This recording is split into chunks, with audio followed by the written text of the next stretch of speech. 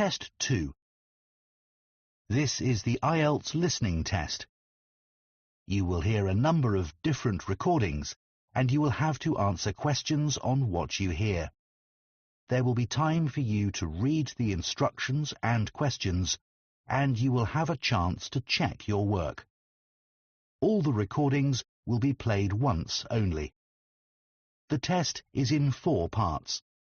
At the end of the test, you will be given 10 minutes to transfer your answers to an answer sheet.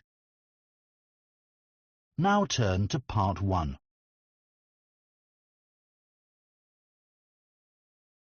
Part 1. You will hear a woman who is caring for her elderly mother talking to a friend. First, you have some time to look at questions 1 to 4.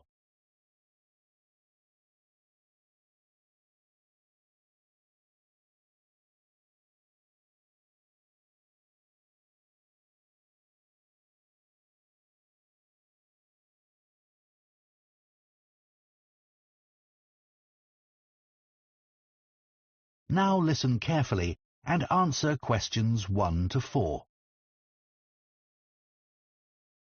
It's really good to see you, Tom. Since I had to give up work, I feel I'm losing touch with my friends and colleagues. We really miss you in the office. We were all so sorry you had to leave. But you must be relieved to have more time to look after your mother. How is she?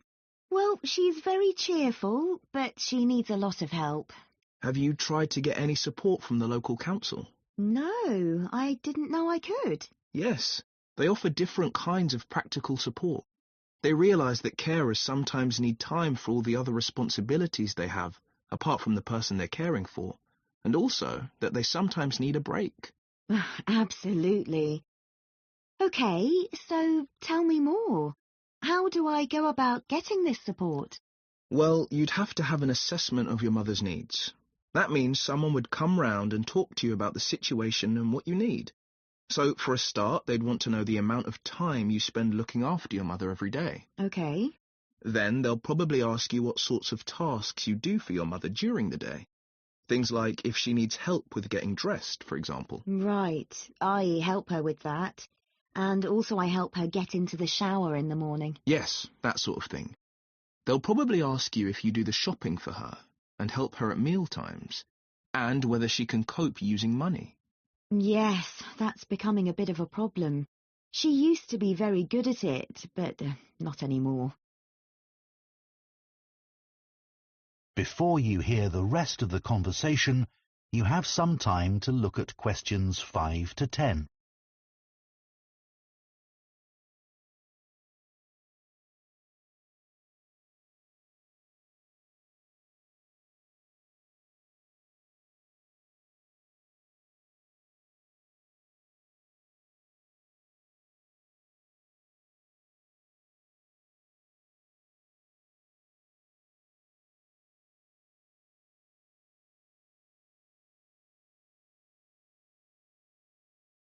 Now listen and answer questions 5 to 10. And be ready to tell them about anything you find particularly difficult about caring for your mother. So recently I've noticed she's started to have quite bad problems with her memory. If I wasn't there, I think she'd forget to eat, for example. And often she doesn't seem quite sure what day it is. Yes, tell them about that. And are there any physical difficulties you have caring for her? Lifting her, for example. Yes, she's quite heavy, and I'm afraid of hurting my back. I'd be in real trouble if that happened. They can give you advice about that, and also about how to avoid the possibility of your mum having a fall. Great. So once they've done this assessment, if I'm eligible, what happens next? Well, they might support you financially. So they might help you with transport costs, like if you have to get a taxi to take your mother for an appointment, for example. I usually drive her myself, actually. So could I claim for the petrol? You could. And you can claim for the insurance too. Oh, right. And if you need help with the housework, they can arrange for someone to come along once or twice a week. And one other thing. I hope you don't mind me saying this, but it's important you look after yourself. And it seems to me you're under quite a bit of stress. I am, yes. Well, tell the council, because they may be able to give you some advice on how to minimize it. Really? Though, actually, I feel so much better having talked to you. I'll get in touch with the council straight away. Now, shall we go for coffee or something? That is the end of part 1. You now have 1 minute to check your answers to part 1. Part 2. You will hear a man who works for Elmley Town Council talking to some people who want to join the small town's volunteer scheme. First, you have some time to look at questions 11 to 16.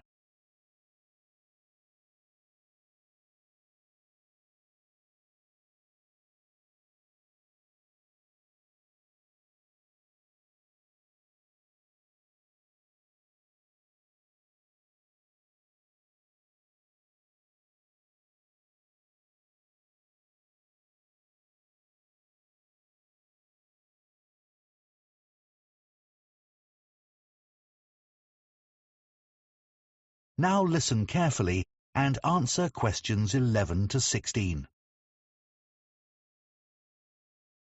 Good morning, everyone. I'm Steve Wainwright from Elmley Town Council, and I organise the town's volunteer scheme. I'm delighted you're all interested in joining the scheme. Our volunteers help to create a sense of community among the many people who live in our historic town of Elmley, and make residents and visitors feel welcome at local events. First, I'll mention just a few of the activities that volunteers carry out. One is to walk around the town centre streets wearing our volunteer T-shirt. Tourists often ask how to get to a particular shop, and they might also be grateful for recommendations about what to visit. The town holds a large number of concerts each year, and part of the volunteers' role is to get everyone in the audience to the right place as smoothly as possible. You'd be surprised how many people buy tickets, then don't check them, and head for the wrong section of the hall. Volunteers may get involved with community groups, such as sports clubs or gardeners' associations. Here, the volunteers talk about how groups can help each other. For instance, a writing group might want to travel to another town to hear a talk by a well-known author, but may not know that another club has a coach they could travel in. The town produces a monthly magazine, and anyone who lives in the town can send in articles. It's free to residents and is paid for by local businesses. That's the responsibility of the council's advertising department. We depend on volunteers, though, to find out what people think of events they've attended, and any suggestions they have for the future. The volunteers then send a summary to the editors. There are a number of clubs for retired people, and every year the council arranges lunch for all the members. The volunteers welcome the guests, and when everyone's sitting down and relaxing after the meal, some volunteers put on a show. Usually around half an hour of songs and short plays. The club members really welcome the chance to chat to the volunteers at these events. The town council has a website, of course, and volunteers are asked to help by making sure residents know about it. It's updated every day with information about future activities, and we want as many people as possible to use it. Before you hear the rest of the talk, you have some time to look at questions 17 to 20.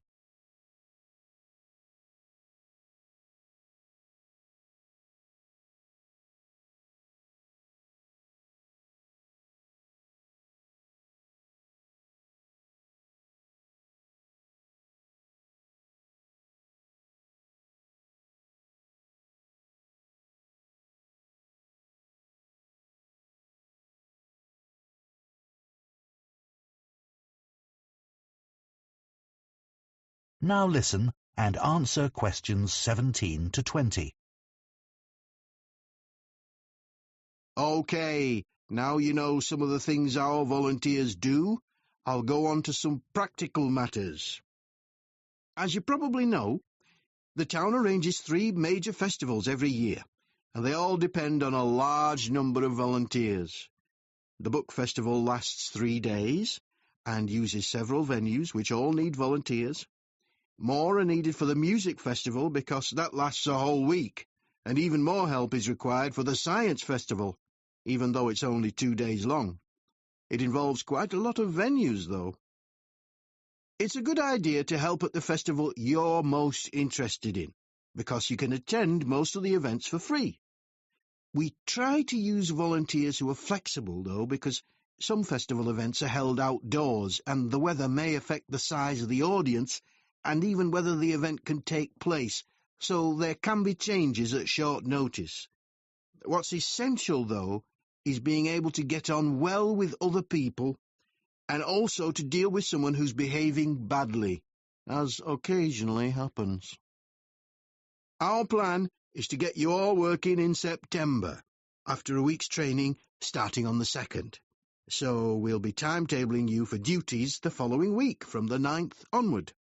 Later, in the week beginning September 23rd, we have a chat with each of you to find out how you feel about being a volunteer and what extra support you need. As a thank you to the volunteers, we arrange an annual event. In recent years, we've had a party in the town hall, and last year, a barbecue in Chamber Park.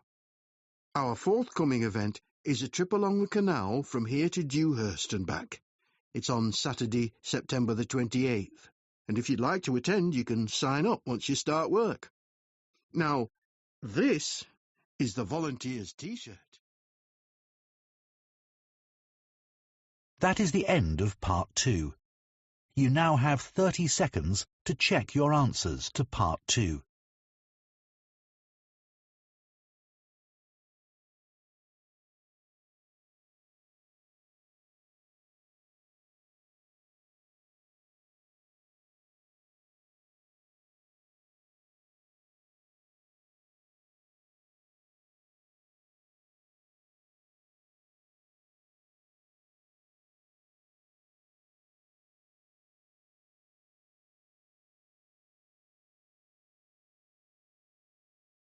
Part 3.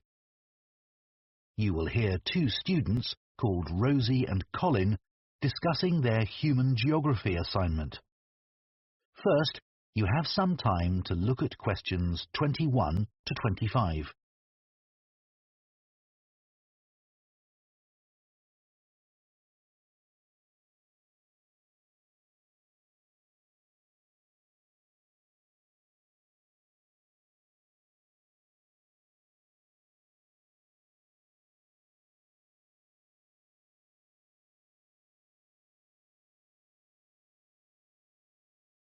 Now listen carefully and answer questions 21 to 25.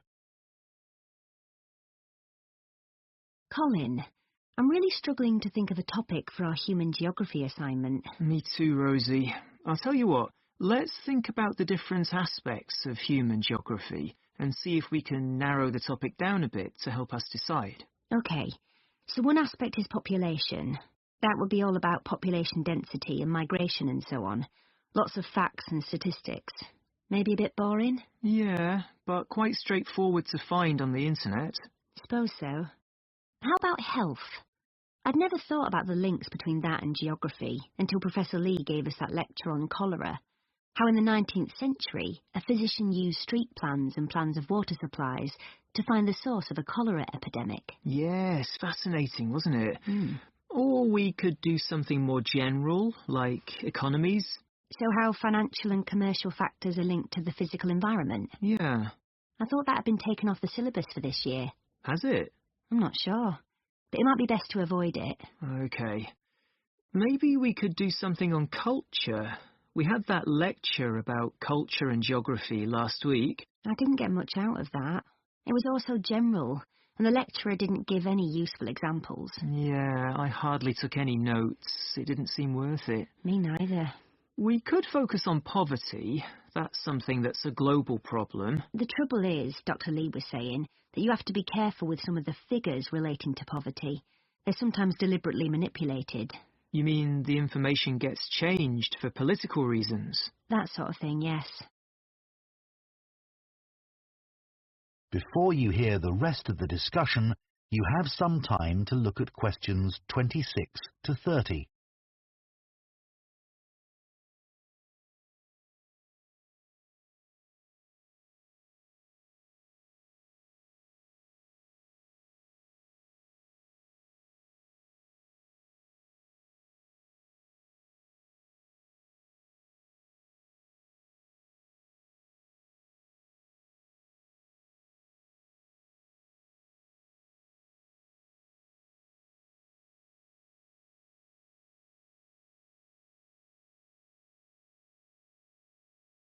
Now listen and answer questions 26 to 30.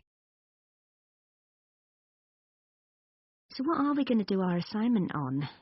I'll tell you what, one of the possibilities we haven't discussed is urbanisation. And now over half the world's population lives in cities. That's really important. Okay, good idea, Rosie. Let's do that. I love living in a big city, but of course there are problems. Things like theft and robbery? Yes, but where I come from, that's linked to another more serious issue, which is that a lot of people don't have jobs. That's getting worse and worse. And we also still have quite a lot of people who are homeless, though that's not quite so bad as it was. It'd be nice to talk about some positive developments, like some of the new developments on the outskirts of cities. Yeah, they've opened some massive new shopping centres outside my city. Yeah, the same with mine, but it's meant a lot of the shops in the city centre are closing down. But the outskirts are ideal for buildings that need a lot of space, like for conferences. They've opened a couple of big ones. Yes, we've got some too. It'd be nicer to have more facilities for things like football too, but that's not happening where I live. Same in my area. We could include something about developing disused industrial sites. It seems like a good idea because you're not doing any harm to the natural environment. Yeah, but aren't the buildings architecturally significant? Not really. And what people forget is that they often used quite dangerous materials, chemicals and things, which haven't been properly cleared away, so the whole site has to be made safe. That can't be cheap, and I bet it's often not budgeted for. You're right. Have you read about Masdar City? In Abu Dhabi? Yes. It was designed to be a green city, wasn't it? That might be a good example of a city which set out to depend entirely on renewable energy. Yes, we should say something about that. It was designed to be totally pedestrianised too, wasn't it? With the transport underground. Yes, and they had big plans for recycling to reduce waste to the lowest possible level. But let's stick to talking about power sources. Then there's that eco-town in England, Green Hill Abbots. It set out to conform to the usual principles, sustainability and so on. A lot of people were against it at first. They said the plans were unrealistic. I'm not sure how far they've got with it. I'll check. Right. So it looks as if we have a sort of plan, and we can work from That is the end of part 3. You now have 30 seconds to check your answers to part 3. Part 4. You will hear part of a food science lecture on fashions in food.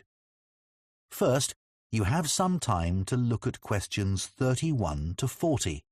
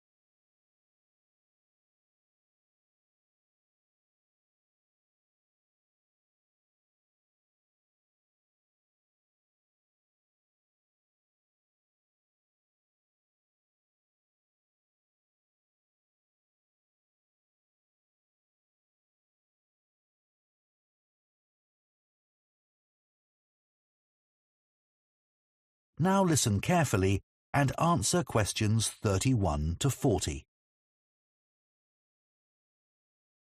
There are trends in food much as there are trends in clothing.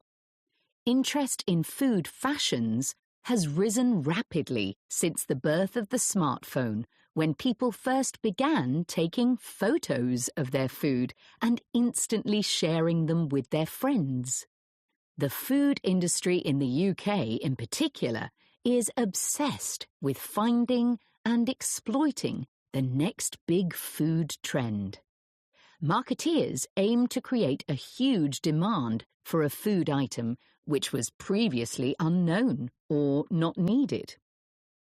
One of the most effective ways of promoting a new food product is by using social media influencers as brand ambassadors.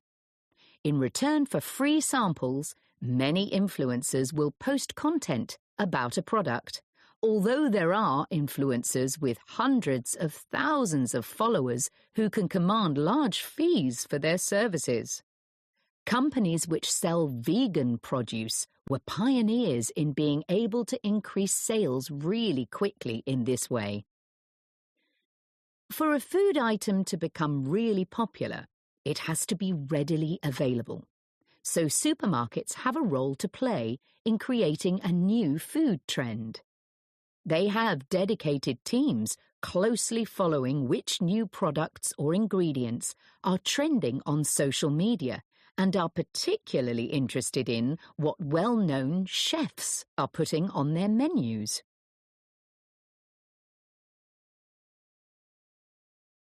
I'd like to look at a few examples of marketing campaigns which were really successful in launching a new fashion trend. Starting in the 1990s with the avocado. A British PR company was hired to raise its profile and stimulate demand. They paid for a group of journalists to travel out to South Africa to meet avocado farmers. Articles written following this visit helped to educate the British public about the avocado, which at this time was certainly not the daily staple it's since become. Advertisements were designed to promote the avocado as a superfood, rich in nutrients and therefore beneficial for health. Avocados became hugely fashionable, and within a few years, UK avocado sales had grown from £13 million annually to around £150 million, making it one of the most successful fresh produce campaigns in UK history.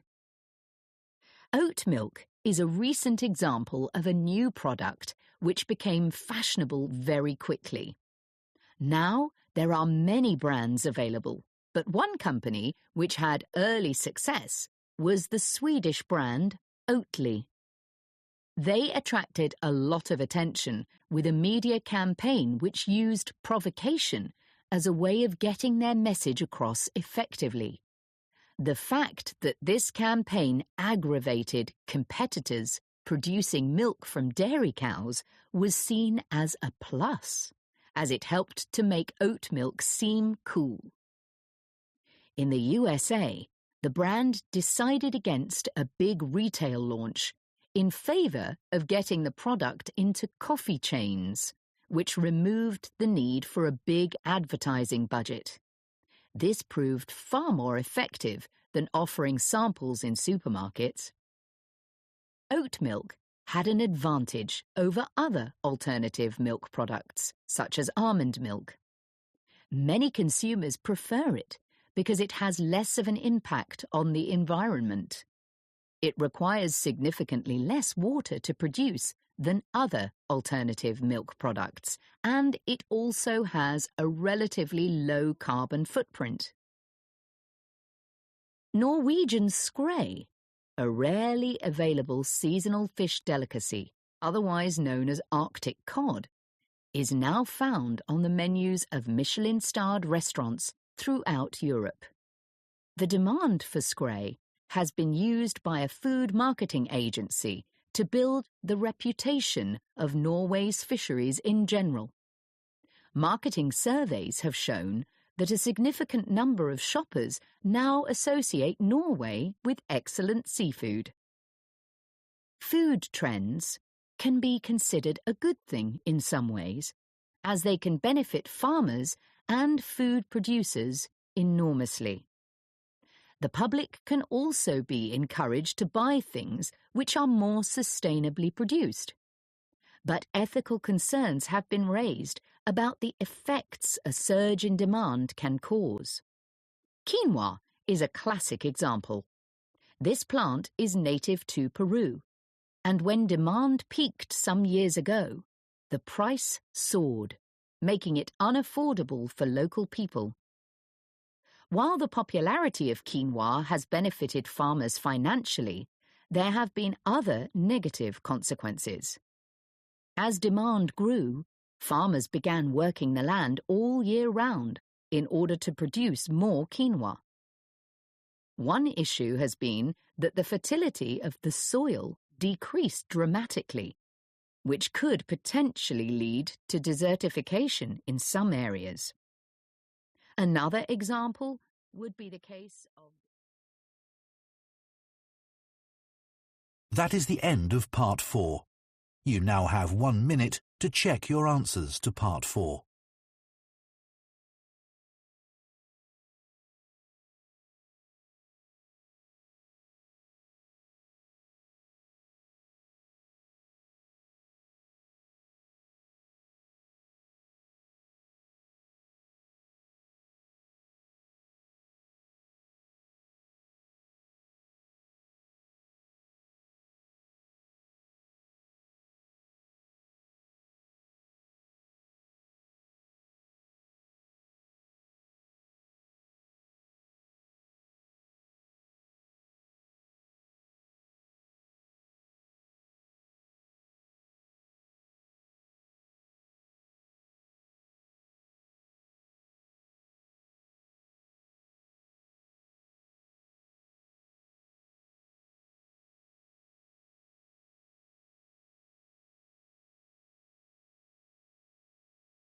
That is the end of the listening test.